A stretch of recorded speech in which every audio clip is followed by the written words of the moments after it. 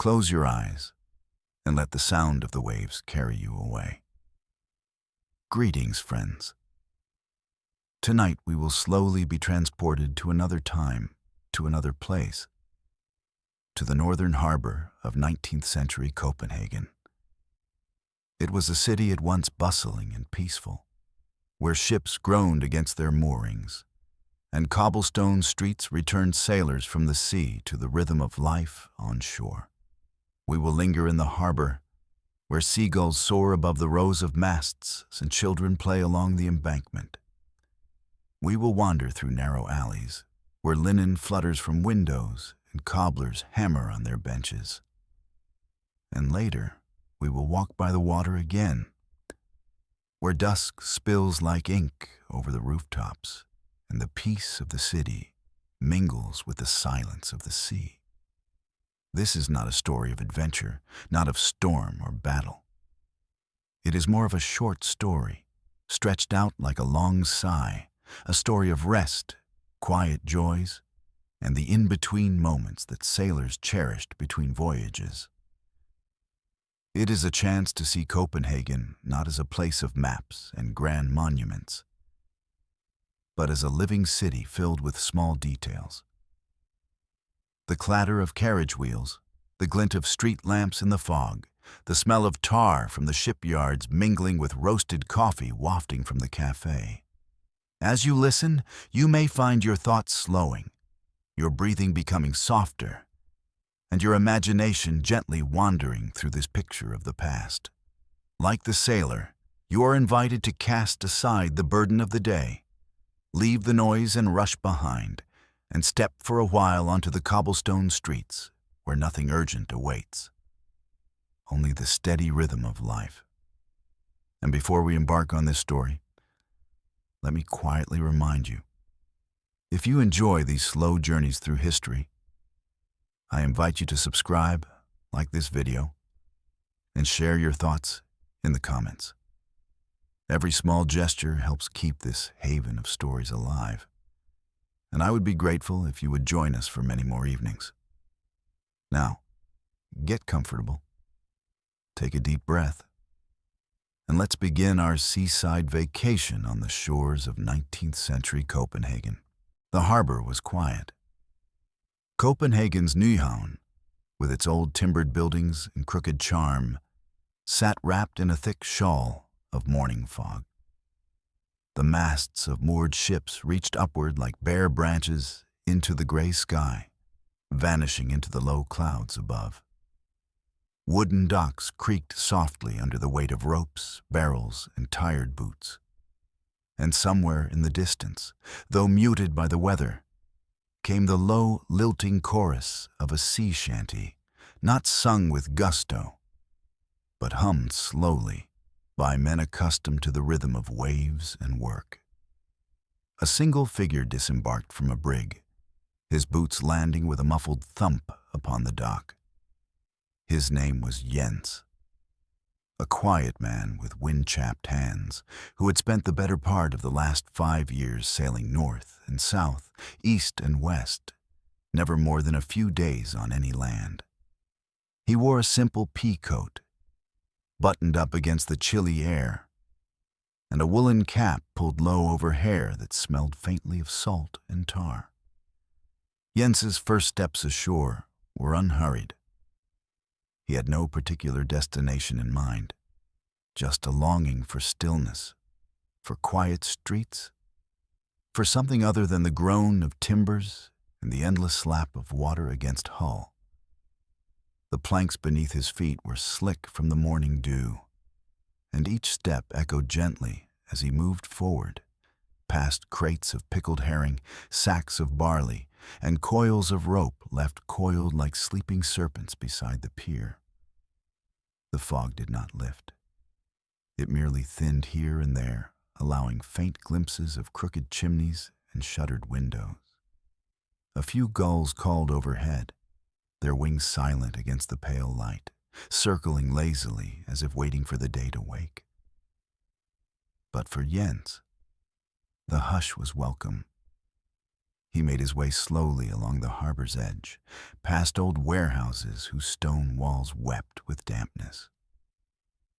Carriages passed now and then, their wheels hushing over cobblestones. None moved quickly. His breath came in small clouds. He paused by a mooring post wrapped with chains and seaweed. Nearby, an elderly man, likely a cooper, sat beside an overturned barrel, smoking a pipe that smelled faintly of oak and tobacco. The man nodded, but said nothing. Jens nodded back. Neither needed words. As the morning wore on, the bells of a nearby church began to toll the hour, not sharply, but in a slow, lazy peal that seemed to drift more than ring. Time, in this place, passed without hurry. Jens turned down a narrow alley where the harbor met the city. The buildings leaned gently over the cobbled path, as though conferring with one another in secret. He liked this, the way the city did not shout, but whispered. And so, his vacation ashore had begun. The streets of Copenhagen in 1839 were far from grand.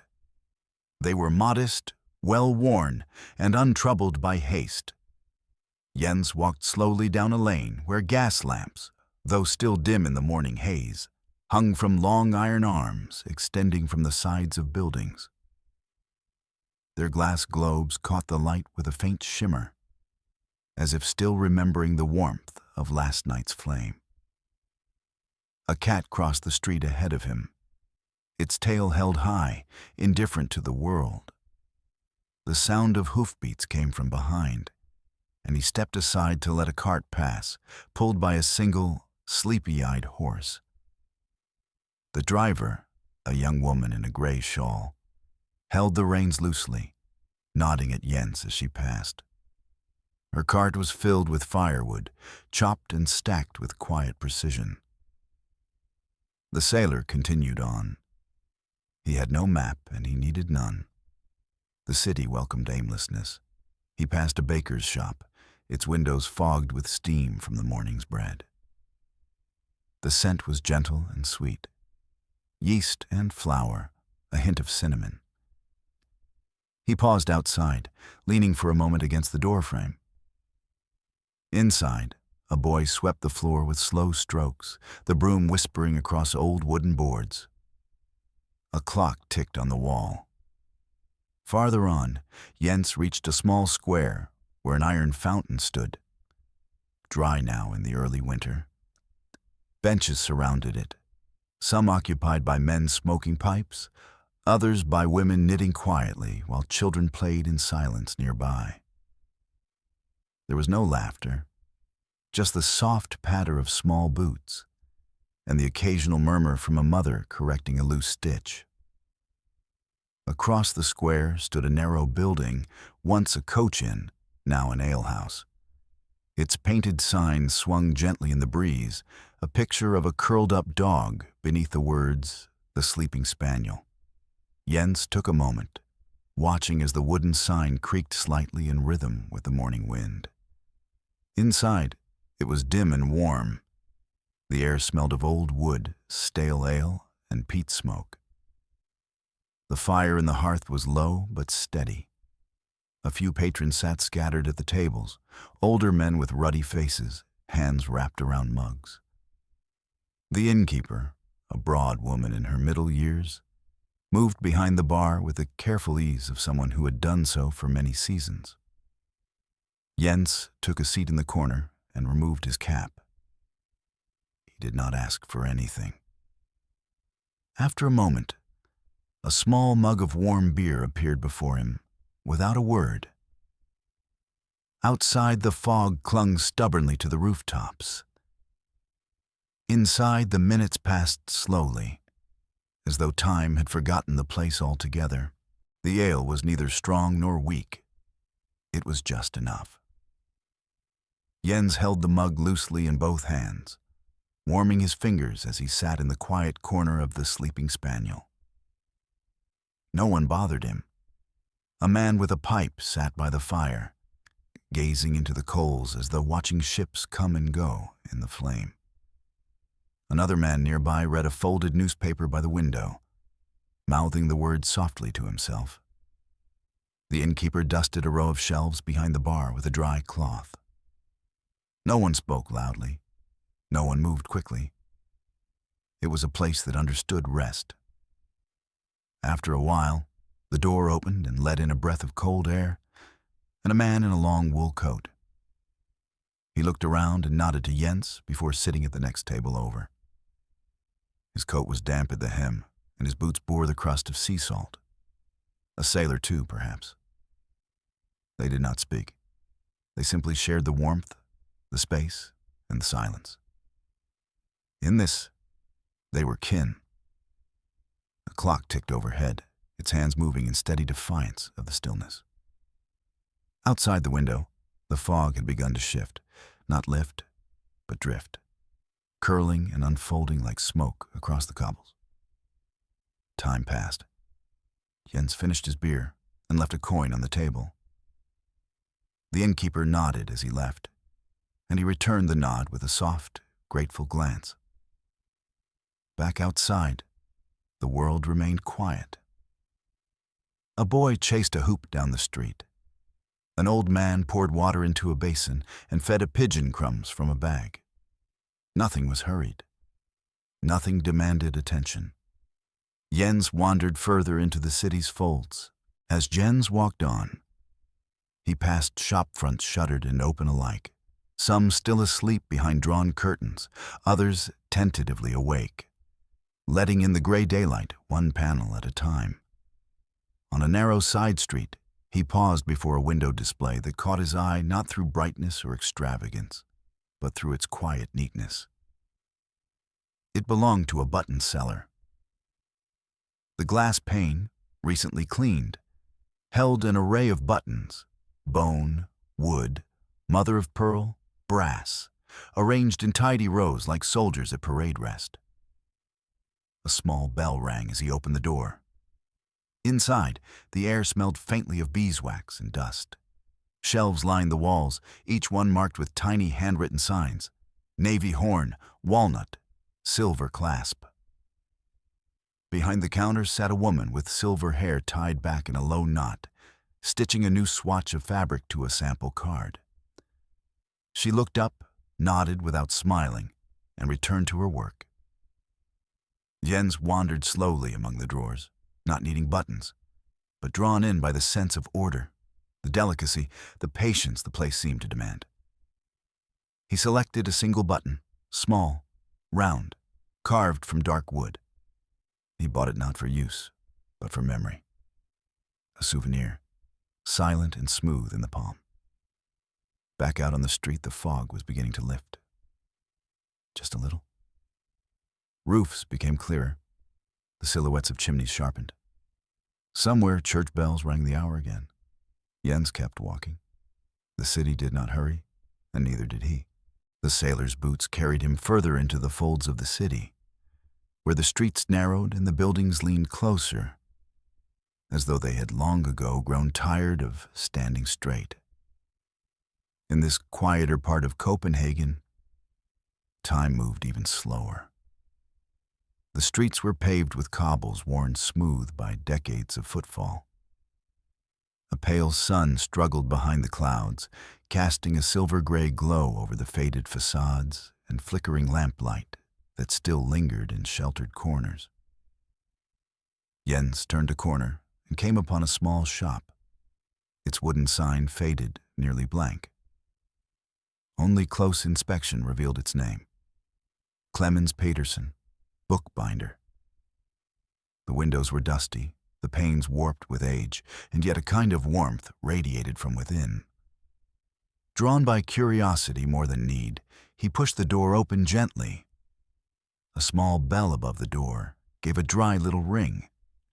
Inside, the air was filled with the scent of leather, paper, and glue. Not unpleasant, but earthy and lived in. The room was dim, lit by a single oil lamp on the workbench. Stacks of journals, ledgers, and covers sat in piles on every available surface, each tied with string or wrapped in cloth. Behind the bench stood a man in a long apron, his sleeves rolled to the elbow, hands stained with ink and polish. He looked up slowly, offering no words, only a nod of acknowledgement, a silent welcome that spoke volumes. Jens wandered among the shelves, taking in the texture of the place. There were notebooks bound in dark calfskin, others covered in worn linen. Some were new and untouched, others reclaimed and reborn, their spines restitched with care and reverence. One small book caught his eye, bound in dark green fabric, with a brass clasp that looked older than the rest. It bore no title. When opened, its pages were blank. He held it for a moment, listening to the faint creak of its hinge, feeling the grain of the cloth under his fingers. He purchased it quietly. The bookbinder wrapped it in brown paper, tied with twine, and passed it across the counter with a slight incline of the head. No receipt, no chatter. Just a shared silence between craftsman and customer. Back outside, Jens tucked the bundle into the pocket of his coat. The streets beyond had changed little. A dog barked softly from somewhere behind a gate.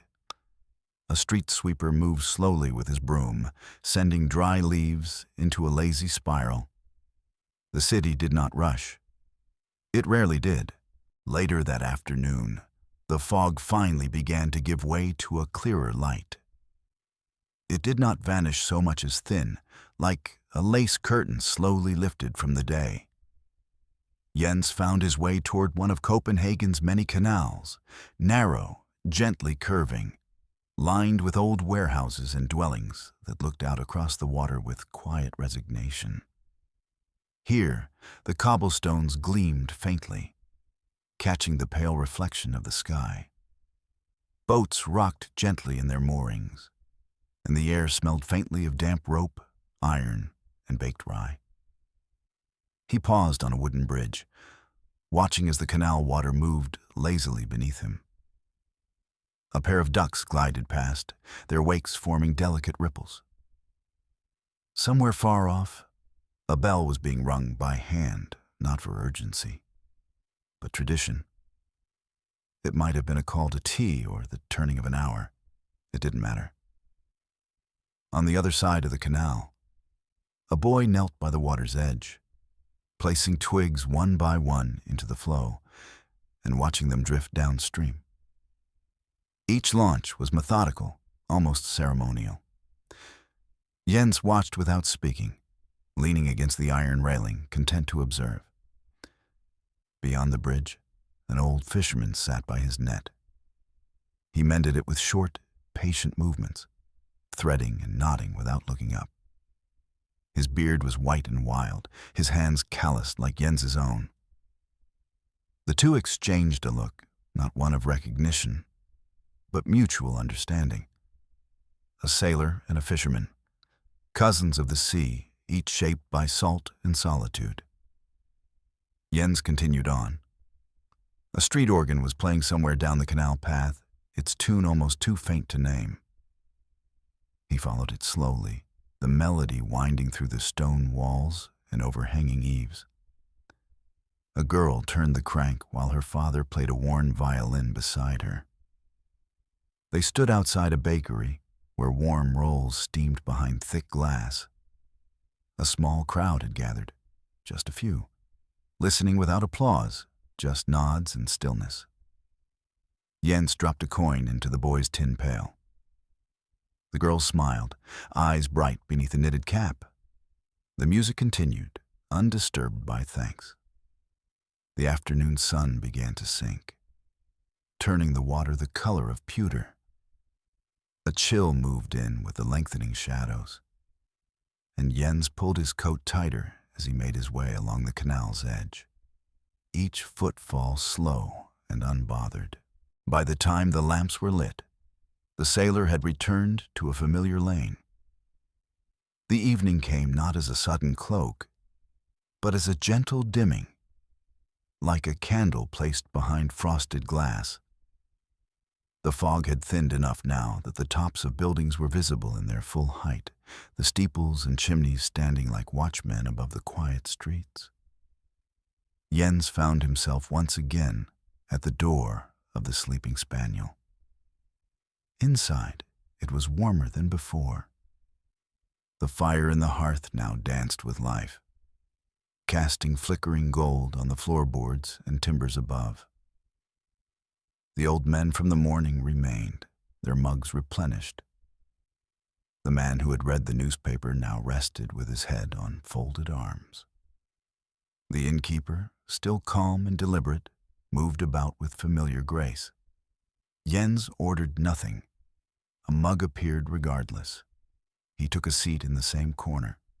The warmth of the fire touched his boots, and the hum of low voices provided the perfect hush. Not silence, but something softer.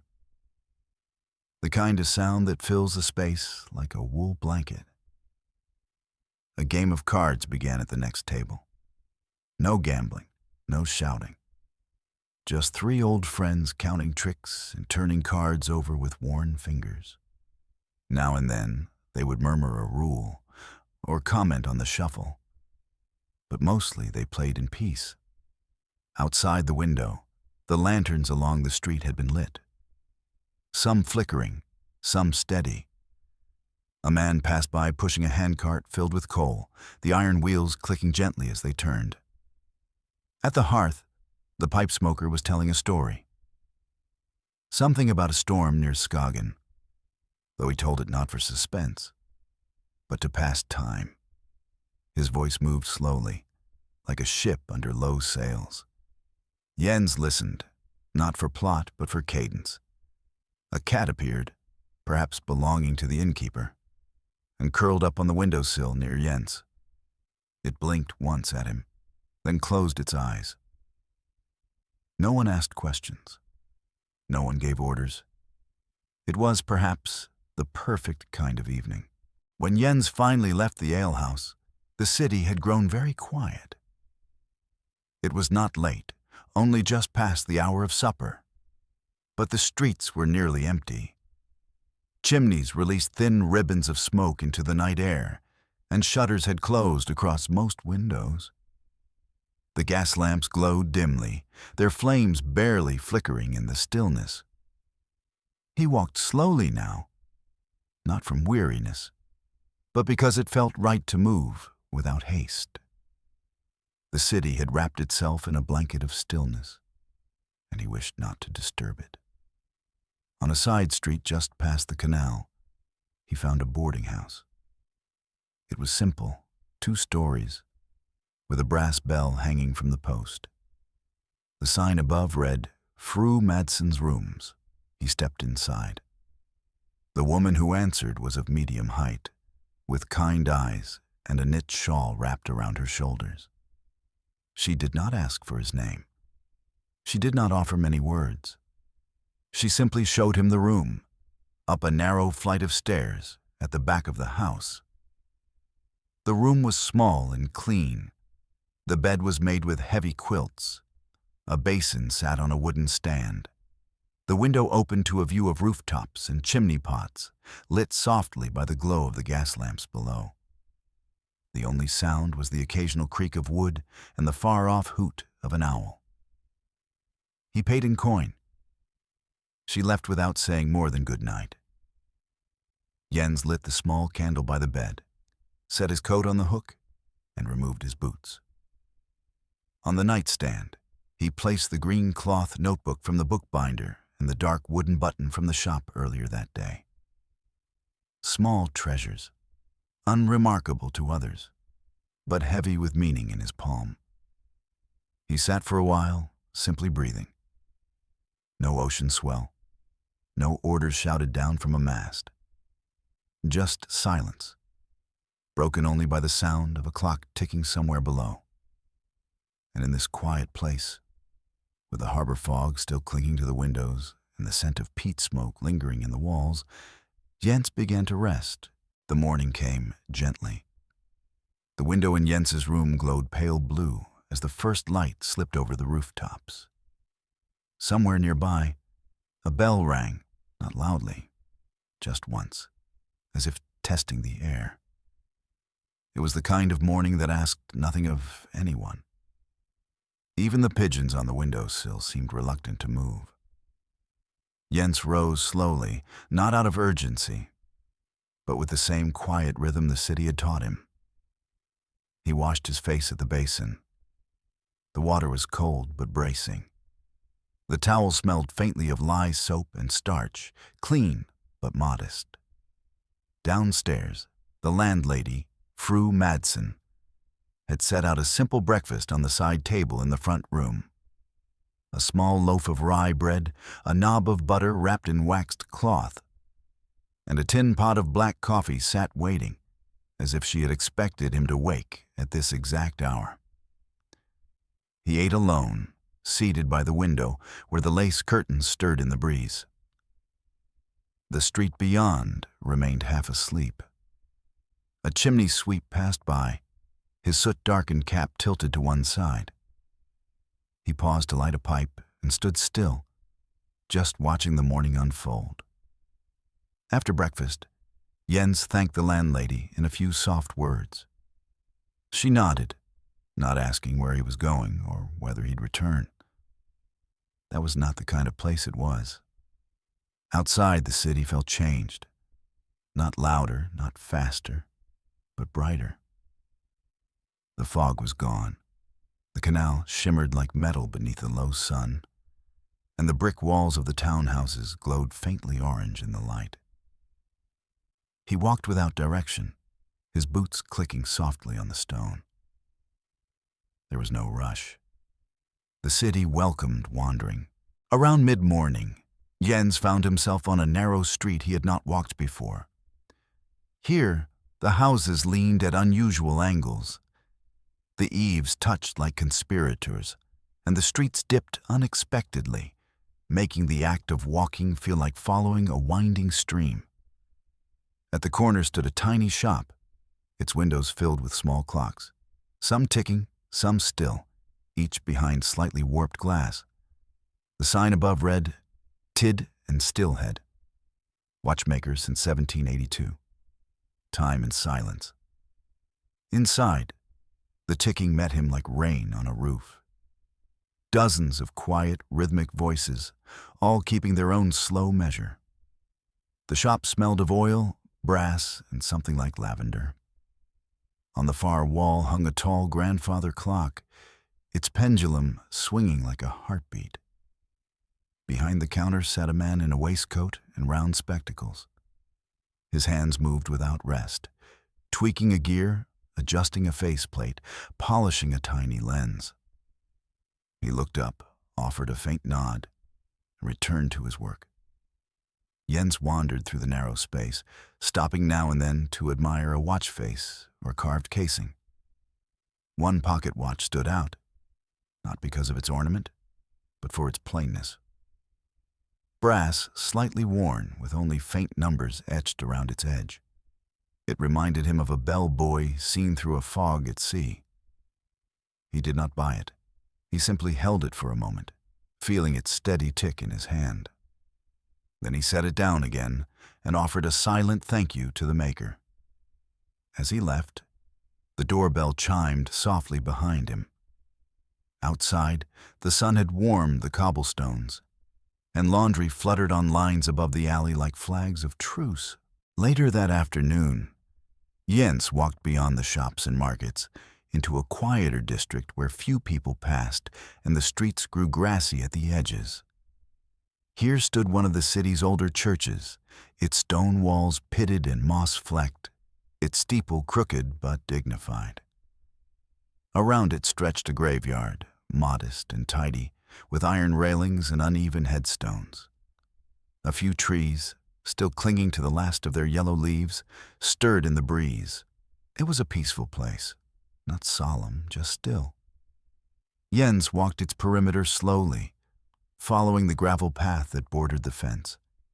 He read the names where they remained visible, noting the old spellings, the years long past. Some stones had been worn smooth, others leaned like tired men resting on a journey. A gardener raked leaves near the chapel door, his rake moving with slow, practiced sweeps. He wore a brown cap and did not look up, but his movements were careful, almost reverent. A cat followed behind him, stepping precisely between the patches of sun. Near the rear wall of the churchyard, Jens sat for a while on a stone bench. From this spot, he could see the rooftops of the town and the slow movement of clouds above. The breeze was soft. It smelled of cold earth and chimney smoke. He took the notebook from his coat, the green cloth-bound one from the bookbinder's, and turned to a fresh page. He did not write much, just a date, a line or two about the fog, a mention of rye bread and quiet clocks. Nothing elaborate, just pieces of a day.